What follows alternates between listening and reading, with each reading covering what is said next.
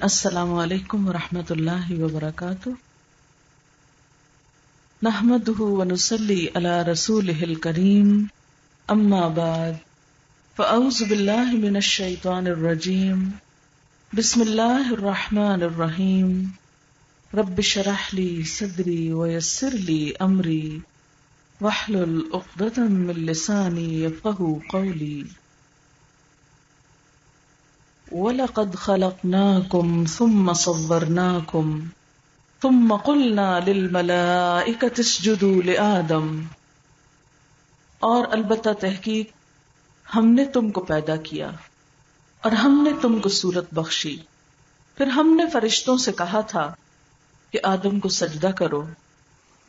اتنی ڈھیروں نعمتیں پانے والا انسان پھر اپنے رب کو بھول جائے اور اس کا شکر ادا نہ کرے اور اس کی طرف دل کی خوشی سے متوجہ نہ ہو، تو اس سے بڑھ کر ناشکری اور کیا ہوگی۔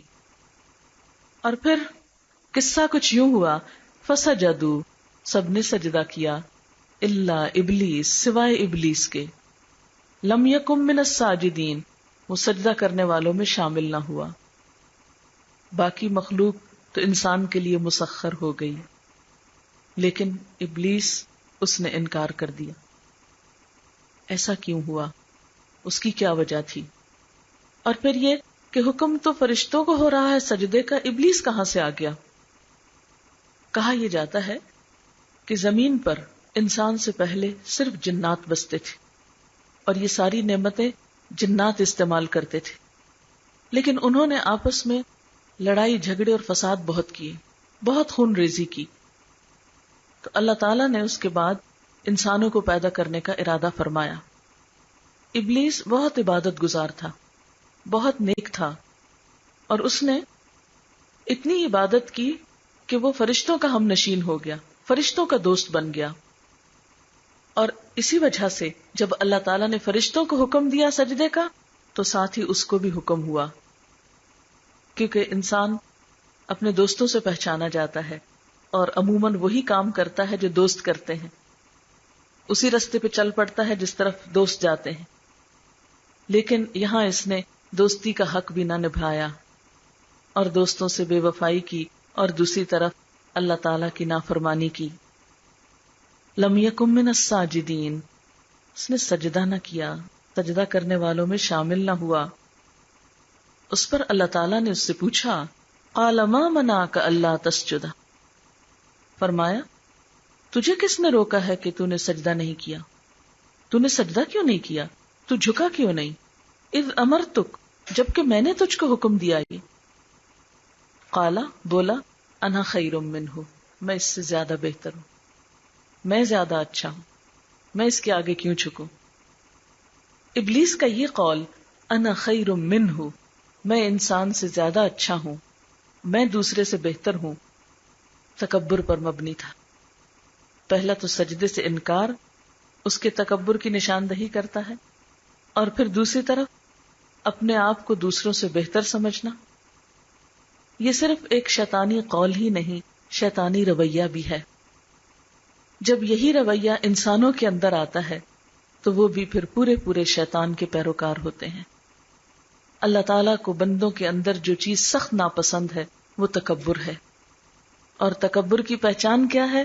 کہ انسان کے دل میں یہ خیال آنے لگے کہ میں دوسروں سے زیادہ اچھا ہوں۔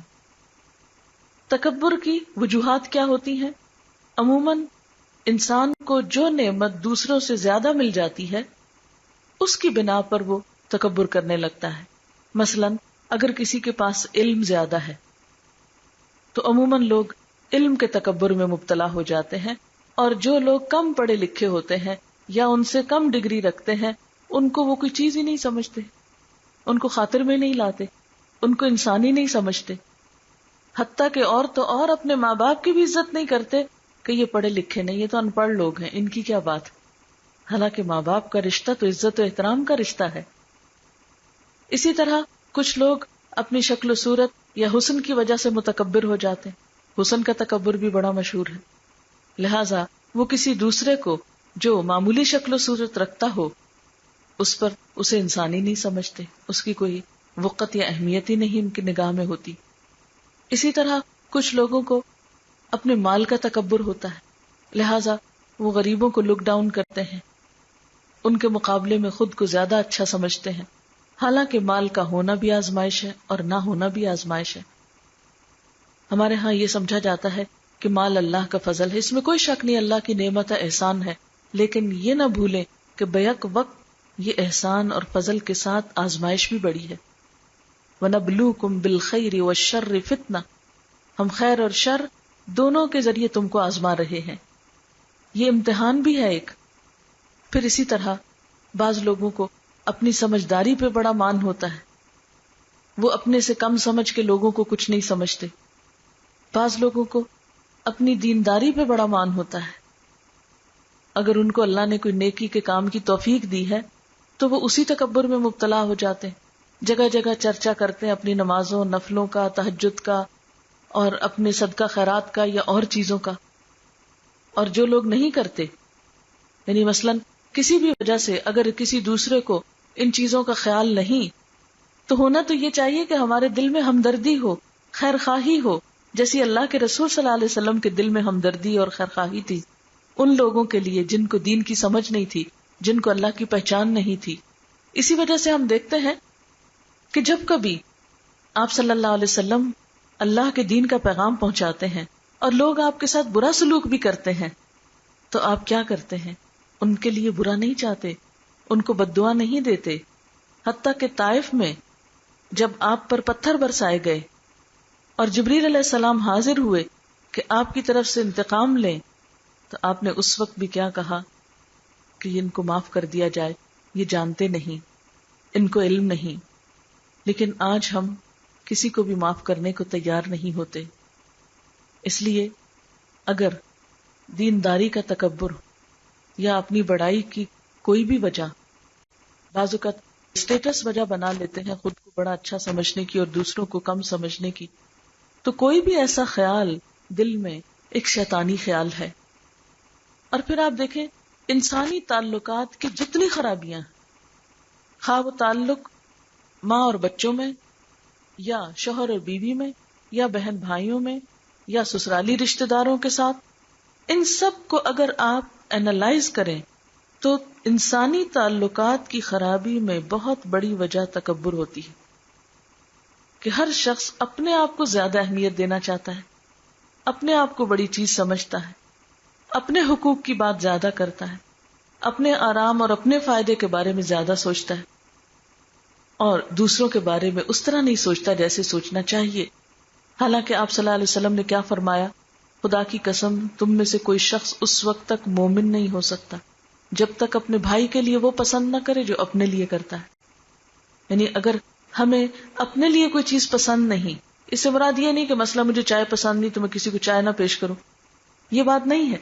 اس سے مراد یہ ہے کہ جن چیزوں سے ہمیں تکلیف پہنچتی ہے، مثلا اگر ہمیں اچھا نہیں لگتا کہ کوئی ہمارے منہ پہ آ کے ہماری بے عزتی کرے، تو ہمیں کسی کے لیے بھی اس بات کو روا نہیں رکھنا چاہیے کہ ہم کسی کو اپنے سے عمر میں چھوٹا سمجھ کر یا مال میں کم سمجھ کر یا اسٹیٹس میں کم سمجھ کر اس کی بے عزتی شروع کر دیں یا اس کے ساتھ بد اخلاقی برتیں۔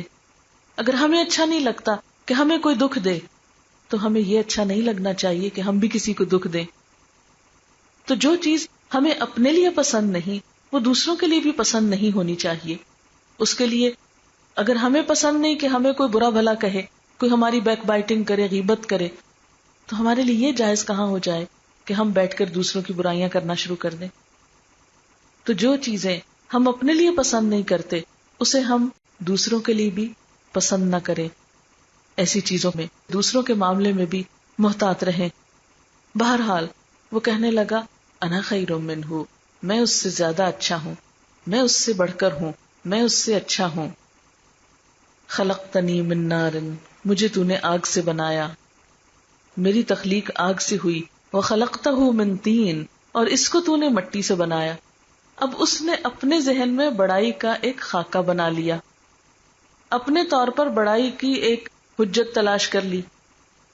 جیسے ہم جب اپنے آپ کو دوسروں سے اچھا سمجھتے ہیں یا بڑا تو عموماً کیا کرتے ہیں؟ اپنی تو ساری خوبیاں جان لیتے ہیں، اپنی ساری خوبیاں گن لیتے ہیں اور دوسرے کی کوئی نہ کوئی خامی تلاش کر لیتے ہیں۔ اور پھر ہم کیلکولیشن کر لیتے ہم زیادہ اچھے ہیں اس سے. اس وقت ایسا نہیں کرتے. یعنی جب ہم اپنے آپ کو کسی سے کمپیئر کرتے ہیں تو ایسا نہیں کرتے کہ ہم یہ کہیں کہ ہمارے اندر یہ اور یہ خامیاں ہیں اور فلاں کے اندر یہ اور یہ خوبیاں ہیں. ایسا تو ہم نے کبھی نہیں سوچا. وائس ورسا سوچتے ہیں ہمارے اندر یہ بھلائی ہے اور دوسرے کے اندر یہ خرابی ہے. اور یہی سوچ شیطان کی تھی. اس نے اپنے ذہن میں خاکہ بنایا کہ آگ مٹی کے مقابلے میں زیادہ بہتر ہے، اس لیے میں زیادہ اچھا ہوں. تو یہ جو خود ساختہ تعویلیں ہوتی ہیں انسان کے اپنے قائم کردہ کچھ معیار ہوتے ہیں، خواہ وہ معیار اللہ تعالیٰ کے نزدیک قابل قبول ہوں یا نہ ہوں، یہ انسان کے لیے عموماً کام نہیں آئیں گے. یہ دنیا کی حد تک اس زندگی میں تو ہو سکتا ہے کہ ان کی بنا پر ہم اپنے آپ کو بڑی چیز سمجھتے رہیں، لیکن قیامت کے دن جب حقیقت کھلے گی تمام چیزوں کی، پھر جا کر سمجھ میں آئے گا کہ ہم کہاں کھوئے رہے. ہم تو خوش فہمیوں میں مبتلا تھے، ہم سے تو بڑی بھول ہو گئی، ہماری تو بہت بڑی غلط فہمی تھی. لیکن اس وقت کوئی بھی ریگریٹس جو ہیں وہ کام نہیں آئیں گی. یعنی شیطان نے ایک تو غلطی کی، سجدہ نہیں کیا، اوپر سے اکڑ دکھائی، تکبر کیا، انا خیر منہ.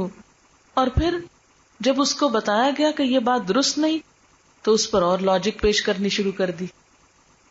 تو عموماً اسی چیز کا نام غلطی ہوتا ہے کہ انسان ایک تو اللہ کا حکم نہ مانے، اوپر سے اپنے آپ کو بہت نیک سمجھے. یہ بہت سے لوگ ایسے ہیں جو غلطی کرنے کے باوجود غلطی کا اعتراف نہیں کرتے اور اپنے آپ کو بہت نیک بھی سمجھتے ہیں. اور پھر اگر کوئی ان کو احساس دلائے کہ آپ نے غلطی کی تو وہ ماننے کی بجائے الٹا اس پر دلیلیں دیں گے. یعنی اپنی غلطی کو سچ ثابت کرنے کے لیے کئی عذر تلاش کر لیں گے. تو اس لیے ہم سب کو اس بات کی دعا کرنی چاہیے کہ یا اللہ تو ہمیں اپنی غلطی دکھا بھی اور ہمیں احساس بھی دے اور پھر اعتراف کی توفیق بھی دے، تاکہ دنیا میں ہی ہم اپنی صفائی کر کے جائیں، توبہ استغفار کر کے جائیں. کیونکہ اگر یہ گٹھڑی ساتھ چلی گئی تو یہ تو بڑی مشکل کر دے گی.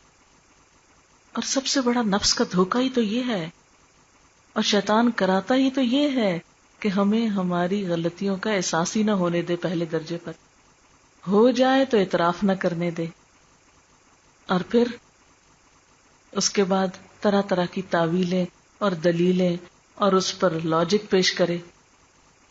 اس طرح کبھی بھی انسان کی اصلاح نہیں ہو سکتی.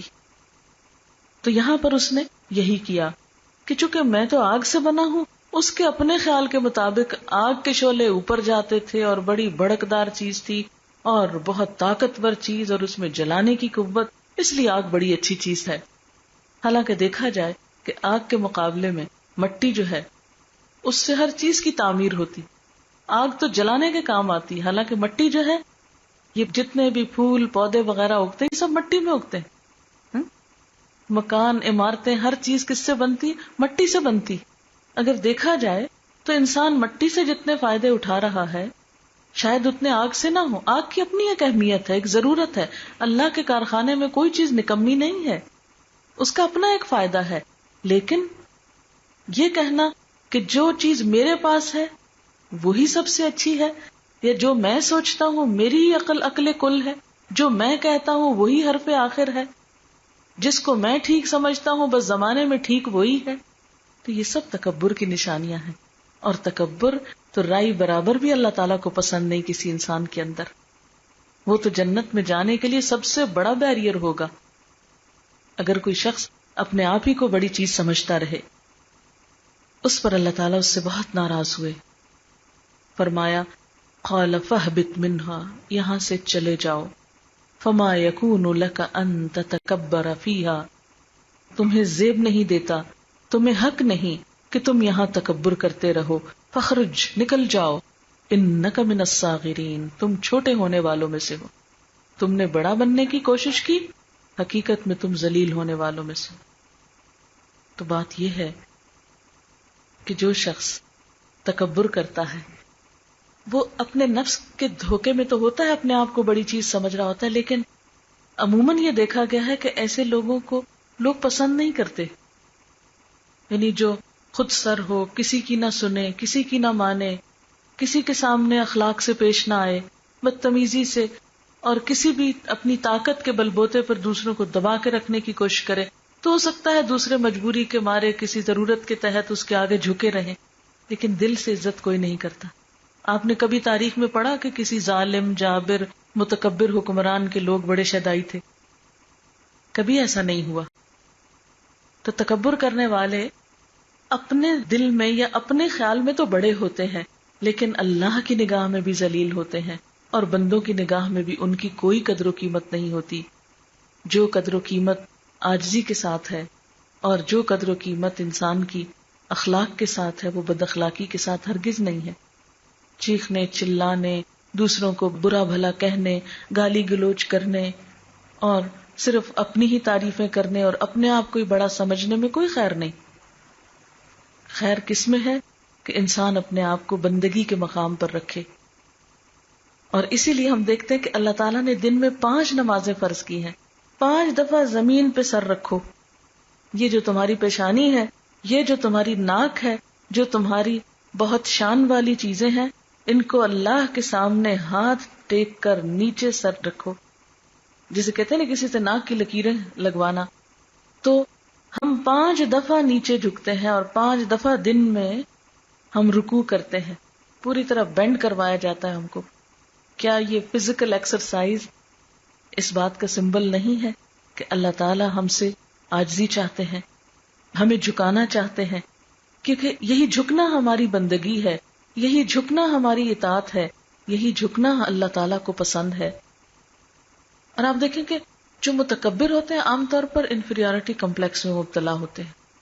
وہ انسیکیور ہوتے ہیں، اس لیے آرٹیفیشل طریقوں سے بڑا بننے کی کوشش کرتے ہیں.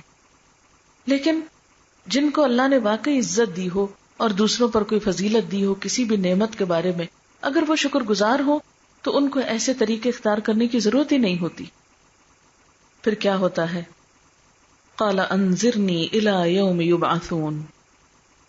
بجائے اس کے کہ اعتراف کرتا، مان لیتا کہ میری غلطی تھی، کہنے لگا مجھے قیامت کے دن تک مہلت دی جائے. مقابلے پہ آ گیا. قال انک من المنظرین.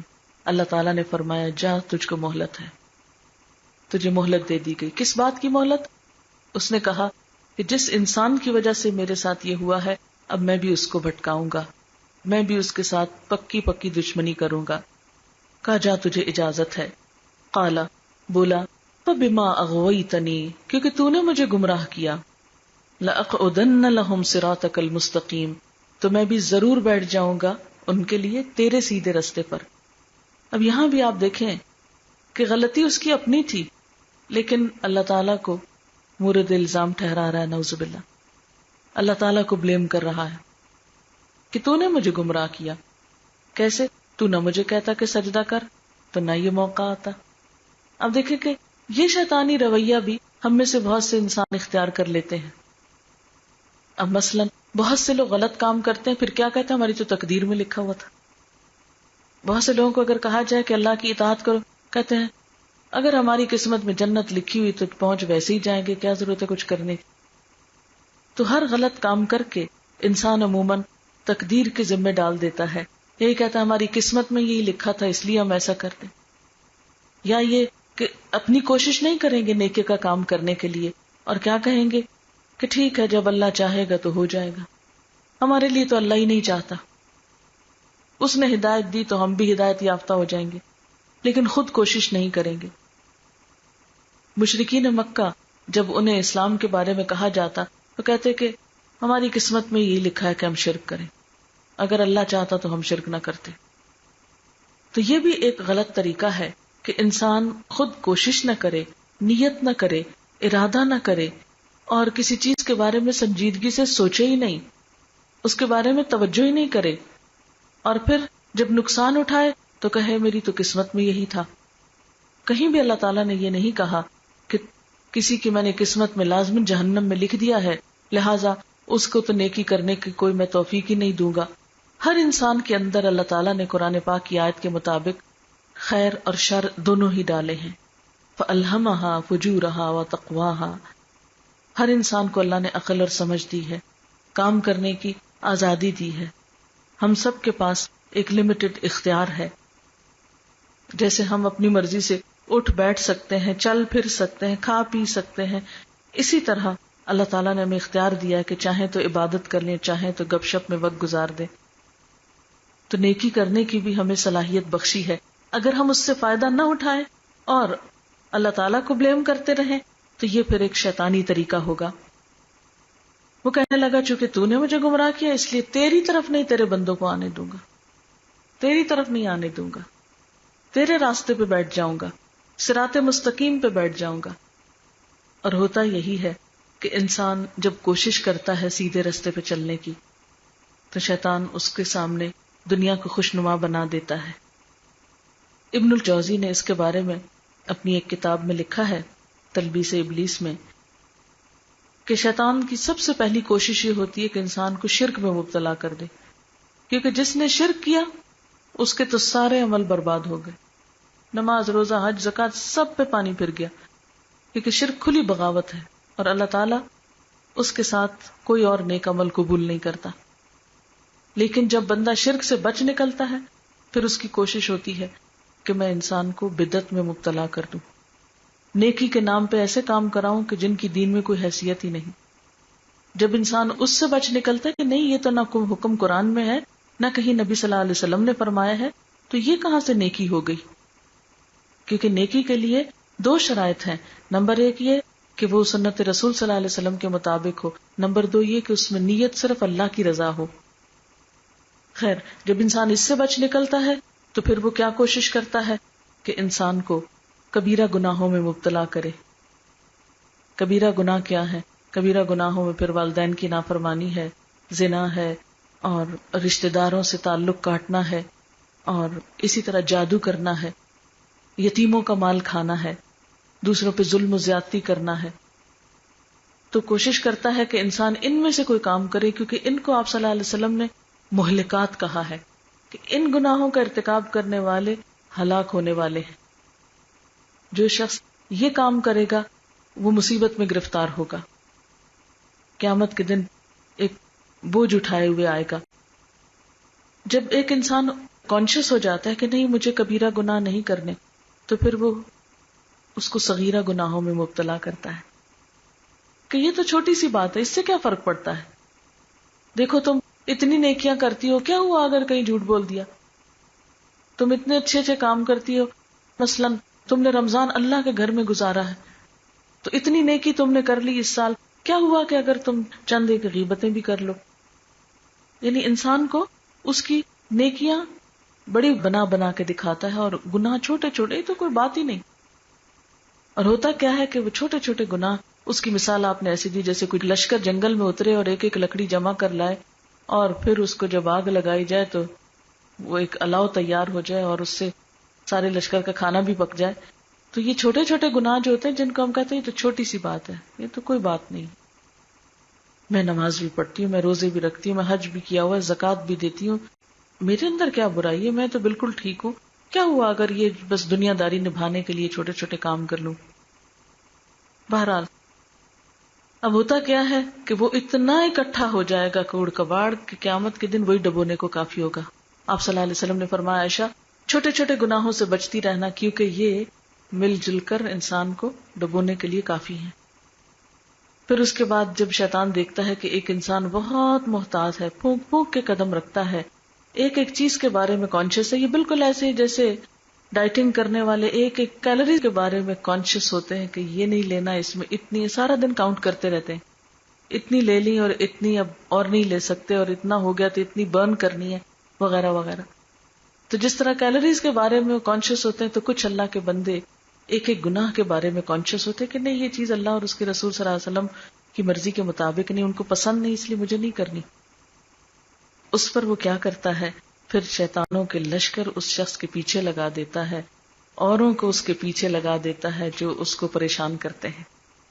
کوئی اس کی نیکی کا مذاق اڑاتا ہے، کوئی اس پہ الزام تراشی شروع کر دیتا ہے، کوئی اس کو کہیں سے ستاتا ہے، حتیٰ کہ بندہ مومن موت تک ایک جہاد کی حالت میں ہوتا ہے، کشمکش کی حالت میں ہوتا ہے، چاروں طرف سے شیطان سے جنگ کر رہا ہوتا ہے. اسی لیے انسان کو کبھی بھی بے خبر نہیں ہونا چاہیے، حتیٰ کہ جب نزع کا وقت ہوتا ہے، جان نکلنے کا وقت ہوتا ہے، شیطان اس وقت بھی پیچھا نہیں چھوڑتا، پھر بھی وہاں کھڑا ہوتا ہے کہ دیکھو اللہ غفور الرحیم ہے. اگر وہ غفور الرحیم ہوتا تو ہمیں اتنی تکلیف کیوں ہوتی؟ کہ اللہ تعالیٰ کے بارے میں اچھا گمان لے کے بندہ دنیا سے نہ جائے، کیونکہ اس کو یہ بھی پتا ہے کہ جس چیز پر اختتام ہوگا اسی پر انسان اٹھایا جائے گا. یعنی آخری عمل جو ہے انسان کے، ان کے بارے میں بہت کانشیس ہونا چاہیے انسان کو، کیونکہ انسان اسی حال میں اٹھے گا جس میں وہ فوت ہوا. مثلاً حج کے راستے میں اگر کوئی فوت ہوا تو قیامت کے دن لبیک پکارتے اٹھے گا.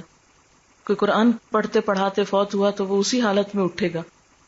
اسی لیے دعا سکھائی گئی، اللہم احسن عاقبتنا فی الامور کلہا واجرنا من خزی الدنیا وعذاب الآخرہ. اللہ ہمارا ہر کام میں انجام اچھا کر اور ہمیں دنیا اور آخرت کی رسوائی سے بچا لے. اور شیطان کا کام کیا ہے اور طریقہ کیا ہے کہ انسان کو اس کی نیکیوں کی خوش فہمی میں مبتلا کر کے اس سے غلط کام کرائے اور آخر میں غلط کرائے تاکہ اس کے کیے کرائے پہ پانی پھر جائے. اور اس کی مثال ایسے ہی نا، جیسے اگر آپ کھانا پکا رہے ہو، سارا وقت آپ پاس کھڑے مثلا کھیر پکاتے، سارا وقت ہلا ہلا کے 1-2 گھنٹے آپ تھک جاتے ہیں، اور جب بالکل پکنے پہ آتی ہے تو آپ کہتے ہیں اچھا میں 1 منٹ میں یہ کام کر لوں، اور اتنے میں آپ دیکھتے ہیں وہ نیچے جل جاتے. وہ جو آخری لمحے کی غفلت ہوتی ہے وہ 2 گھنٹے کی محنت ضائع کر دیتی. تو بالکل اسی طرح بعض غلط کام اختتام پہ انسان ایسا کرتا ہے کہ توبہ کیے بغیر مر جاتا ہے تو وہ سارے کاموں کے اوپر پانی پھیرنے والے ہو جاتے ہیں. بہرحال اللہ تعالیٰ ہم سب کو اس سے محفوظ رکھے. تو وہ کیا کہتا ہے کہ میں تیرے سیدھے رستے پہ بیٹھ جاؤں گا، تیری طرف نہیں آنے دوں گا. ثم لآتینہم من بین ایدیہم، پھر میں ضرور آؤں گا ان کے آگے سے اور ان کے پیچھے سے اور ان کی دائیں جانب سے اور ان کی بائیں جانب سے. اس سے کیا مراد ہے؟ یعنی شیطان سامنے سے، پیچھے سے، دائیں سے، بائیں، ہر طرف سے آ رہا ہے. آگے سے آنے کا مطلب یہ ہے کہ انسان کے سامنے جو دنیا ہے اس کو اتنا خوشنما بنا دے گا، جیسے ایک اور جگہ پر آتا ہے وَلَا أُزَيِّنَنَّ لَهُم، میں ان کے لیے دنیا کی زینتیں ان کی نگاہوں میں کھبا دوں گا. وہ اتنا دنیا میں محو ہو جائیں گے کہ وہ بھول جائیں گے اپنی آخرت کو. اور اگر کوئی دنیا میں رہتے ہوئے بھی اللہ کو یاد کرے گا تو پھر کیا ہے کہ آخرت جو ہے خلفہم، پیچھے، یعنی جو بعد میں آنے والی ہے، اس سے اس کو غافل کر دوں گا. اور پھر دائیں طرف سے، یعنی اگر کوئی نیکیاں کرے گا تو ایسے کام سجاؤں گا جس سے نیکیاں ضائع ہوں. اور بائیں طرف سے آنے کا مطلب کیا ہے کہ جو برائیاں ہوں گی وہ چھوٹی کر کے دکھاؤں گا کہ تم تو اتنے نیک آدمی، یہ چھوٹی موٹی برائیاں دیکھو، وہ فلاں تو تم سے بھی بڑھ کے برائی کر رہا ہے. حالانکہ دین کے معاملے میں نبی صلی اللہ علیہ وسلم نے کیا فرمایا کہ اپنے سے اوپر والے کو دیکھو، نیکی کے معاملے میں اپنے سے آگے والوں کو دیکھو، اور دنیا کے معاملے میں اپنے سے نیچے والوں کو دیکھو، تو پھر تم اچھے انسان بن سکتے. ہمارا حال کیا ہے؟ دین کے معاملے میں اپنے سے پیچھے والوں کو دیکھیں، وہ بھی تو نہیں کر رہا. مجھے کوئی اگر کہ نماز پڑھو تو میں سوچوں وہ فلاں بھی تو نہیں پڑھ رہا، پھر کیا ہو گیا؟ اور دنیا کے معاملے میں ہم ہر وقت کیا سوچتے ہیں؟ فلاں کے پاس اتنا اور اتنا اور اتنا ہے تو میرے پاس کیوں نہیں؟ اور اس طرح انسان ناشکرے پن کی حالت میں رہتا ہے. پھر اسی طرح یہ کہ شیطان کا یہ کہنا کہ میں سامنے سے آؤں گا، پیچھے سے آؤں گا، دائیں سے آؤں گا، بائیں سے آؤں گا، ہر طرف سے گھیروں گا. گویا انسرکل کیا ہوا اس نے انسان کو، چاروں طرف سے جکڑا ہوا ہے کہ چھوڑتا نہیں ہے کسی طرف سے. اب آپ ذرا تھوڑی دیر کے لیے امیجن کریں کہ کوئی آپ کے پیچھے پڑا ہوا ہے، سامنے سے آتا ہے، آپ اس سے مقابلہ کرتے ہیں تو وہ پیچھے سے چھپ کے آ کے وار کرنے لگتا ہے. آپ کو پتا چل جاتا ہے، پیچھے مڑتے ہیں تو وہ ادھر آ جاتا ہے، ادھر سے پکڑتے ہیں تو وہ ادھر آ جاتا ہے. یعنی انسان اس دنیا میں چین سے بیٹھ ہی نہیں سکتا کہ وہ کہے کہ نہیں شیطان میرا تو کچھ نہیں بگاڑ سکتا. کوئی شخص یہ دعویٰ نہیں کر سکتا. لیکن یاد رکھیں کہ شیطان 2 راستے بھول گیا تھا، ایک اوپر سے اور ایک نیچے سے. اس کا کیا مطلب ہے کہ اگر انسان اپنے رب سے تعلق رکھتا ہے، یعنی اوپر سے دعا کے ذریعے اور نیچے سے سجدے کا راستہ، انسان جھک جاتا ہے، اللہ کے آگے سجدے کرتا ہے، تو پھر یہی وہ 2 راستے ہیں کہ جن کے ذریعے وہ شیطان کی چالوں سے بچ سکتا ہے. ورنہ اس نے اپنی طرف سے کوئی کسر نہیں اٹھا رکھی کہ ہمیں بہکانے اور پھسلانے اور گمراہ کرنے کی کوشش نہ کرے. لیکن جو شخص ایسے موقعوں پر اور ایسے موقعوں سے مراد کیا ہے؟ جب بھی کوئی غلطی ہو جائے، جب بھی کوئی قصور ہو جائے، جب بھی کوئی نیکی کا موقع ہاتھ سے چلا جائے، تو ایسے موقعوں پر 2 کام اپنے اوپر لازم کر لے، اور وہ کیا ہے؟ کثرت سے دعا اور کثرت سے سجدے. کیونکہ قرآن پاک میں اللہ تعالیٰ فرماتے ہیں وَاسْتَعِینُوا بِالصَّبْرِ وَالصَّلَاةِ، صبر اور نماز کے ساتھ مدد مانگو. یعنی یہ 2 طریقے ایسے ہیں. صبر کا مطلب یہ ہے کہ نیگیٹو ری ایکشن سے بچو، اپنے آپ کو تھام لو ہر ناپسندیدہ اور مکروہ چیز پر. اور دوسری طرف کیا؟ نماز کے ساتھ. صلات کے 2 معنی ہوتے. صلات کا مطلب ویسے پریئر ہوتا ہے، دعا کرنا، اور صلات کا مطلب نماز بھی ہے. یعنی نماز اور نماز کے علاوہ کی دعاؤں میں خوب خوب اللہ کو پکارو. کیونکہ شیطان تو پوری کوشش میں ہے کہ کسی طرح میں انسان سے نیکی کا کام چھڑا دوں اور اس کی جگہ اسے بہکا کر لے جاؤں اپنے رستے پر.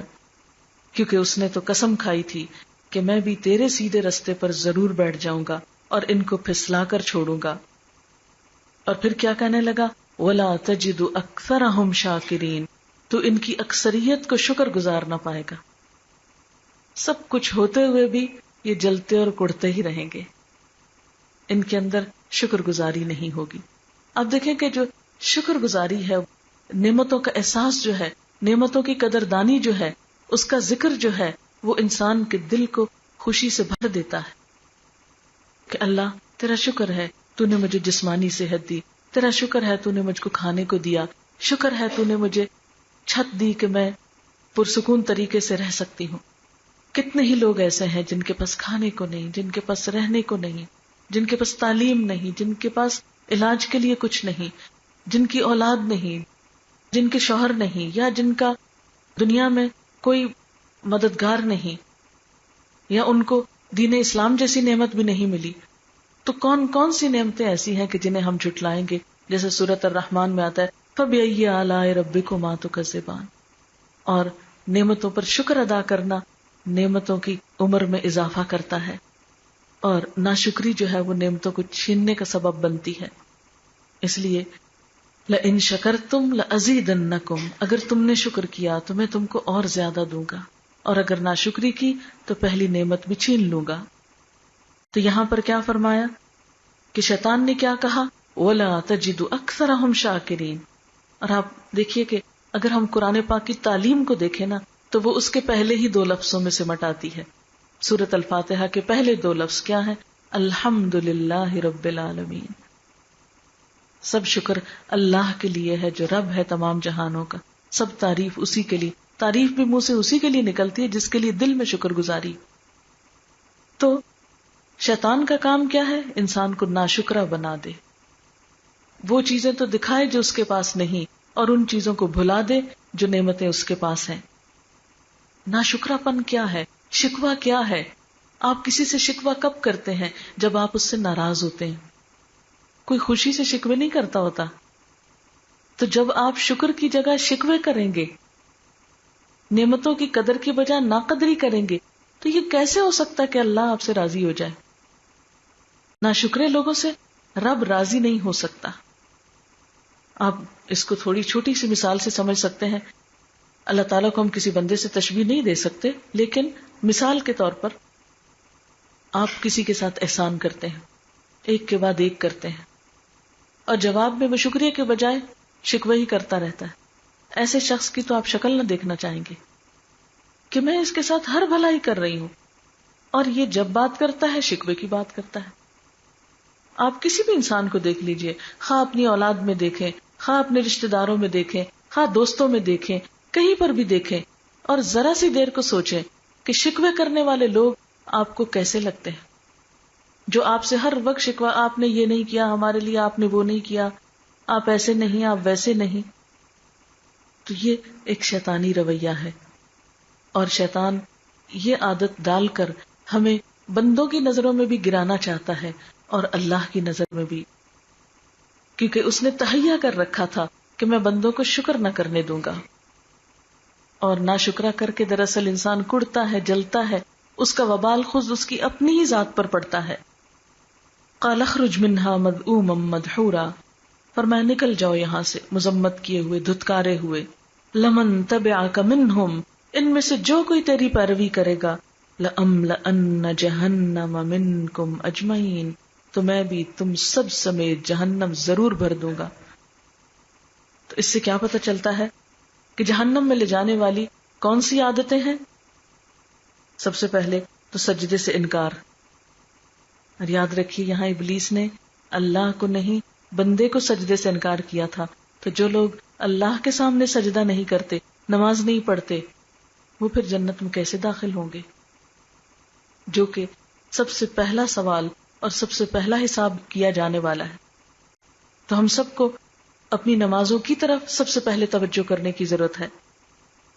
دوسری چیز جو انسان کو اللہ کی رحمت سے دور کرنے والی ہے، تکبر، خود کو بڑا سمجھنا.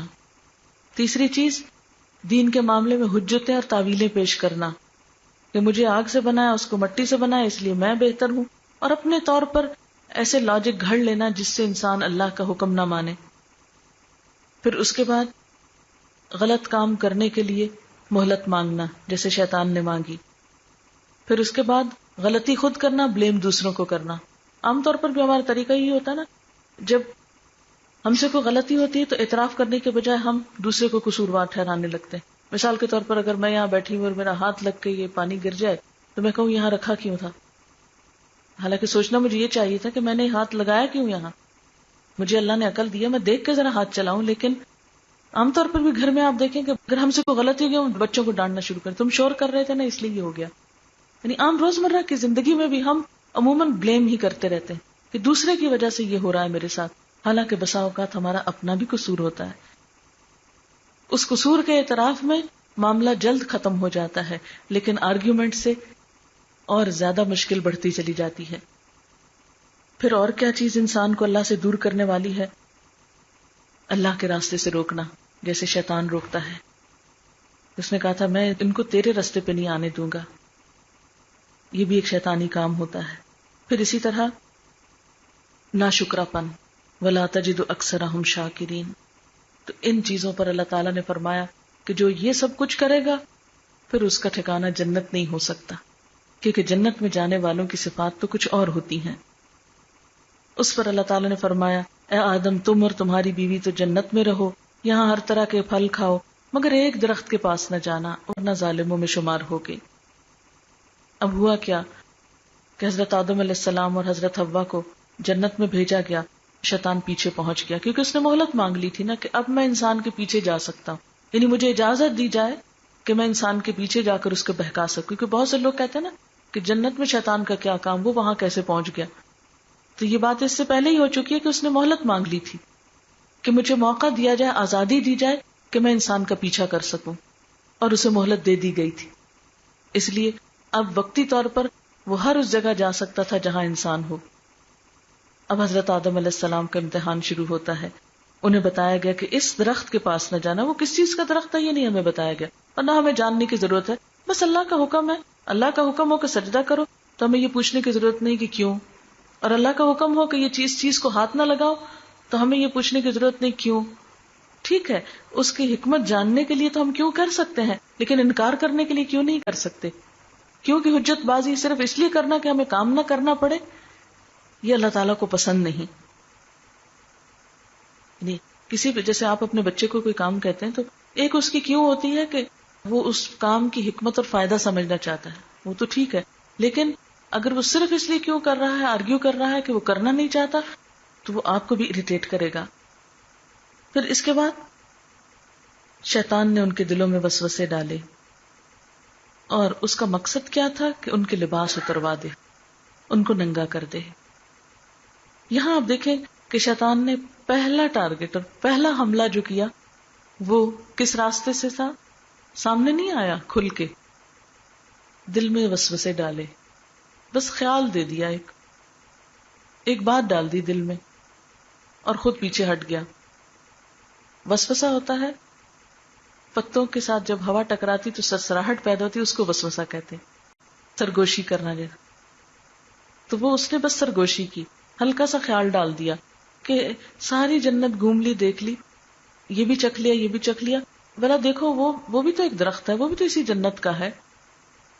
اور پھر جب ان کے دل میں تھوڑا سا خیال ہے ہاں دیکھنا تو چاہیے، کیا فرق پڑتا ہے، تو اس پر سامنے آ گیا. وقالا کہنے لگا ما نہاکما ربکما عن ہذہ الشجرہ الا ان تکونا ملکین، تمہارے رب نے تمہیں اس درخت سے نہیں روکا مگر اس لیے کہ تم کہیں فرشتے نہ بن جاؤ، او تکونا من الخالدین، یا ہمیشہ نہ رہنے لگو. یعنی بات کو کچھ سے کچھ بنا کے دکھا دیا، بالکل الٹ دیا. حالانکہ اللہ تعالیٰ نے صرف ایک ٹیسٹ کے لیے، ایک امتحان کے لیے کہ کون جنت میں رہنے کے لائق ہے اور کون نہیں، لیکن اس نے پہلے دل میں خیال ڈالا، پھر آ کے کھل کے بات کر لی. اور یہی شیطانی طریقہ ہوتا ہے کہ عموماً پہلے صرف ایک خیال کی حد تک برائی کا خیال آتا ہے، پھر اس کے بعد کوئی نہ کوئی مل جاتا ہے جو انسان کو اس برائی کے اوپر اور پکا کر دیتا ہے. وَقَاسَمَهُمَا، تیسرے درجے پہ قسمیں کھانے لگا. انی لکما لمن الناصحین، کہ میں تمہارا بڑا اچھا دوست ہوں، بڑا خیر خواہ ہوں، میں تو تمہارا ہی بھلا کر رہا ہوں. اس کو شیطان کا اغوا یا شیطانی چال کہتے ہیں. اب دیکھیں کہ کبھی بھی ہم نے کوئی برائی سمجھ کے تو نہیں کی، ہم ہر برائی کو اچھا ہی سمجھ کے کرتے ہیں اور اس دھوکے میں پڑے رہتے ہیں کہ ہم اچھا کر رہے ہیں. تو شیطان جب انسان کو بہکاتا ہے خیر خواہ کے روپ میں آتا ہے. نمبر 2، پہلے صرف خیال ڈالتا ہے، پھر اس کے بعد آرگیومنٹ، پھر اس کے بعد قسمیں کھا کے انسان کو غلط کام پہ خوب پکا کر دیتا ہے. ورنہ آپ دیکھیں کہ غلط کاموں کے لیے انسان کیسے اتنی قربانی کر سکتا ہے. دنیا میں لوگوں نے غلط کاموں کے لیے اپنی جانیں تک دے ڈالی ہیں، تو وہ اتنی کنوکشن کہاں سے آئی تھی؟ وہ اسی راستے سے آتی ہے. اور پھر حیرت کی بات یہ کہ شیطان نے سب سے پہلا اپنا ایم کیا رکھا کہ انسان کا لباس اتروانا ہے. یہ 2 وجہ سے. نمبر 1 یہ کہ اس کی بے عزتی کرانا ہے، کیونکہ جنت کا لباس تھا نا حضرت آدم کے پاس. تو اب کسی کا دوپٹہ کوئی کھینچ لے یا کسی کا کوئی کپڑا ہٹا دے تو اس کے لیے کتنی شرمندگی اور امبیرسمنٹ کی بات ہوتی.